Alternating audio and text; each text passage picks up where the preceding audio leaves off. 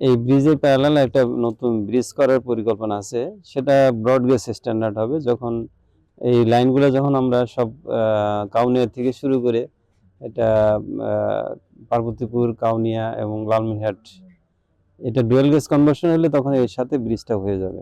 এখন যেটা যেটা বলছেন যেটা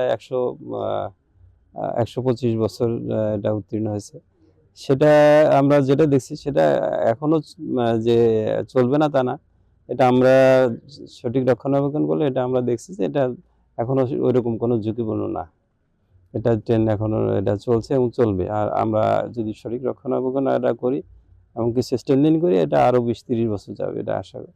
আমরা দীর্ঘদিন যাবৎ আমাদের একটা কাজ চলমান ছিল কুড়িগ্রাম থেকে উলিপুর। সেটা আমরা মালামাল এবং কন্ট্রাক্টরের টাকার মানে ক্যাশ ফ্লোর সমস্যার কারণে আমরা করতে পারি। সেই কাজটা আমরা আবার শুরু করতে যাচ্ছি। তো এটা একটা যে আমরা কুড়িগ্রাম পর্যন্ত আমরা মোটামুটি এটা এখন লাইনটা অনেকটাই ভালো। কারণ কুড়িগ্রামের পরে উলিপুর পর্যন্ত আমরা এটা আরও প্রায় ২০ কিলোমিটার এটা লাইনটা সংস্কারের কাজ হাতে নেওয়া হয়েছে। এটা কাজটা মাঝখানে বন্ধ হয়ে গেছিলো, এটা আবার শুরু হচ্ছে।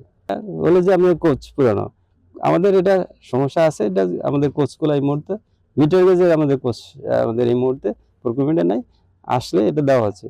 তো এটা এটা এটা একদিনে সম্ভব না, এটা যখন এটা আসবে তখন দেওয়া যাবে। আপাতত আমাদের মিটার গেজে কোচের আসলে সংকট চলছে। এটা নতুন সরকার আসলে নতুন প্রকল্প নেওয়া হবে, তারপরে এটা আসবে।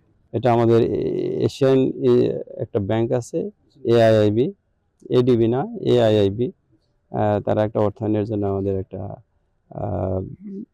কথা হয়েছে। তো হয়তো হয়ে যাবে আর কি। এটা যে মিটার গেজ লাইনগুলা, এটা আসলে আমরা পর্যায়ক্রমে এটা আমরা ডুয়াল গেজ করব, এটা আমাদের পরিকল্পনা আছে যে যাতে সারা বাংলাদেশে একই ধরনের কোচ ইঞ্জিন চলতে পারে। এই যে মিটার গেজ আর ব্রড গেজের যে আমাদের মানে সমস্যা, এইটা দূর করার জন্য আমরা পর্যায়ক্রমে আমরা সবই আমরা এটাকে মিটার গেজ যা আছে, এখন আমাদের রেলওয়েতে সবচেয়ে বেশি মিটার গেজ রেল লাইন হলো লালমনিরহাট।